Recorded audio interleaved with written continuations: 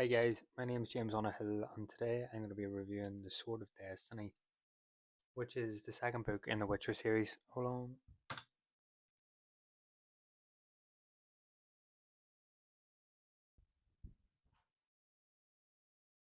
Nah, that's us now. Look at that. Look at that for wallpaper in the background of a video. You couldn't beat that. Today I'm going to be reviewing The Witcher, The Sword of Destiny. It's the second book in the series, written by Andrzej Sapkowski, and this is the book here. Lovely wee book there. It's got a big dirty red sticker on. It says now on Netflix. Don't know if I would recommend the Netflix series. Maybe if you watch the first two and then just maybe the three. I don't know. I haven't read or watched the third one yet, but I don't know. I'll let you decide that one. Um, yeah. So this book is about follows the story of Geralt of Rivia, and it is quite like the first book. It's a collection of short stories. Now, guys, before I get into the review on this book, I want to say that I've done a review on the first book, The Last Wish. I will put the link somewhere on the screen when I figure out how to use YouTube properly. Where I actually give it an 8 out of 10. Another thing to be aware of, guys, I haven't actually finished this book. Um, I'm about three quarters way through. I'm gonna give the first part of this video is gonna be me talking about my first thoughts and what I'm sort of what I'm thinking of it so far, and then I'm gonna um, finish the video off later on in the week and put them together as one video. So you might see me in different attire and different. I might have the hat off this time and not look like Joe Goldberg. Let me know in the comments if you like the hat. Claire hates it. Beware of light spoilers in this video, folks. I'm going to be talking about characters, themes, and what I like about the book and what I dislike about the book. And then I'm going to come up with a conclusion at the end and would I recommend it. And I'll give it a rating out of 10. So here's your warning. There could be spoilers, and even if you're the type of person that likes to go in completely blind, maybe this video is not for you. And if you haven't, subscribe if you want to see more content like this. I talk about games and books. I get into the escapism and the immersion of these worlds that I like to put myself into when I get in it. I just want to say another thing as well. I'm having fun here recording this video compared to last time. My first video I was just so worried about having everything sitting perfect and everything like sort of, the editing and oh I can't oh, how am I going to fix that? How am I going to take this part out? How am I going to add something in? And I'm just feeling like real, I don't know, effort, frig it. What's video? It's just me talking. You can, if you don't like a part of it, you're going to let me know anyway. Anyway, so first impressions on the book is much, much, much better than the first book, in my opinion. I'm really enjoying this book. The I said in my last video that I didn't wasn't a big fan of the short stories, and this book there is short stories, but they're less and heavier, if that makes sense. There's only like four or five short stories, but they're real, the standalones in their own rights, and they're near enough like books, proper books within one small book. Um, Now the page count on this book is actually it is uh, much more. I think it's yeah, there's probably over 100 pages in this compared to the Last Wish. Um, and yeah, another thing I suppose is like the stories themselves are a lot more funner.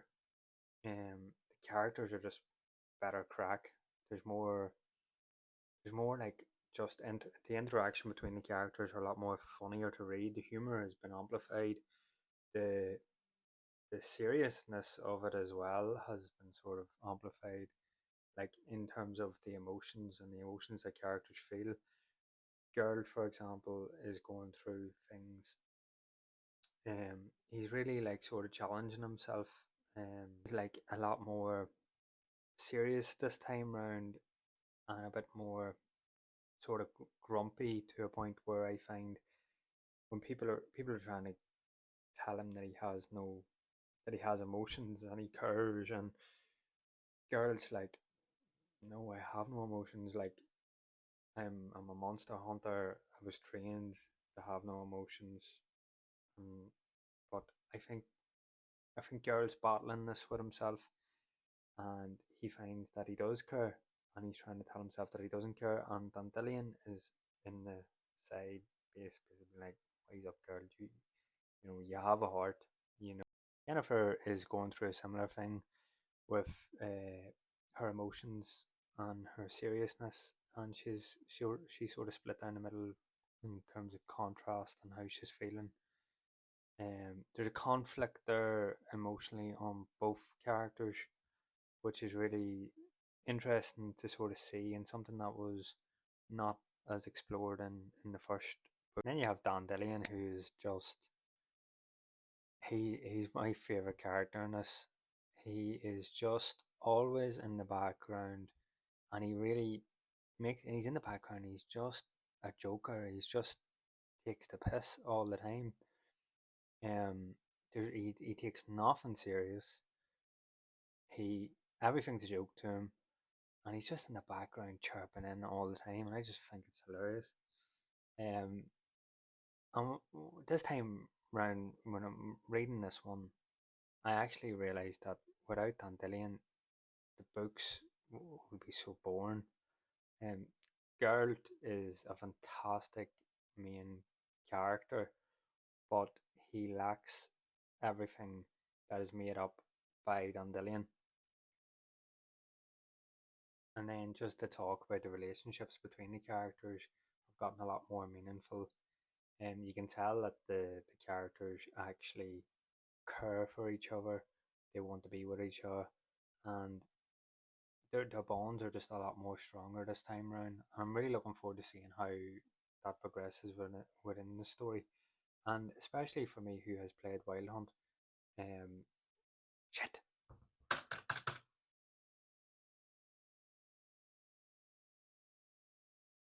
Especially for me that has played Wild Hunt.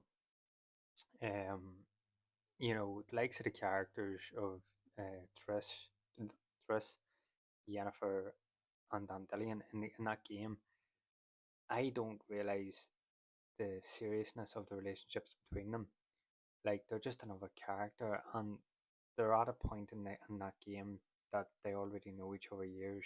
But for me, because I never played Witcher 1 or 2 or haven't read the books, I don't know why they are friends, why they're so close, and like their history together.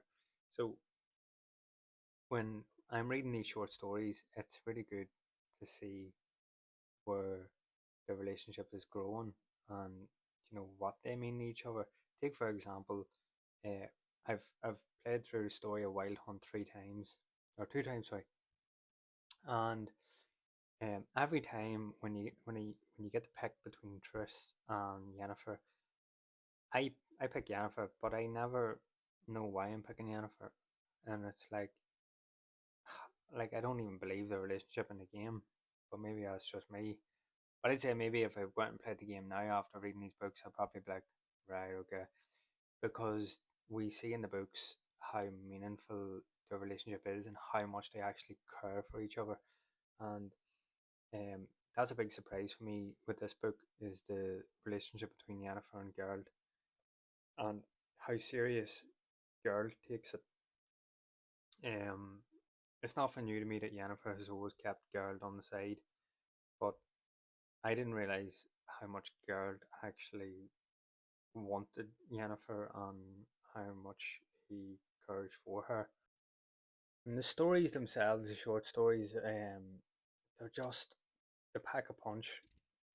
As I said earlier, just that they're like books that could be within a book, but they are really really good. I've seen myself being at the near in the middle or the end of a short story, and then sort of flicking the pages forward to see how far I had left in the short story, and then being like, how are they going to conclude this, or I don't want to be out of this sort of world and move into or this out of a story and then into a new one. I'm really enjoying this story. I'm really enjoying the characters and the the whole sort of narrative of that story as well. And they're just, I don't know, the short stories are a lot more fun this time around. They've got more sort of, I don't know what the word would be, cliffhangers, not cliffhangers, anticipation to see what happens at the end. Yeah, that will be it. Anticipation. It holds your interest way past the halfway point, where I found in The Last Wish you weren't staying in the short story long enough to actually connect with the characters and the story itself. And I did say that in my last video, and I was apprehensive going into this about the short story format, but I must say Sapkowski done a really great job, especially in this one. Um, what I'm disliking about the story or the book so far is very little. There's nothing actually I'm not liking about it. Honestly, at the minute, currently, I would give it a 9 out of 10. And it'll be interesting to see when I actually finish the book where I'm going to be sitting at. So, with that being said, I'm going to read the remainder of the story and I will get back to you with the conclusion and any more likes and dislikes. Bye.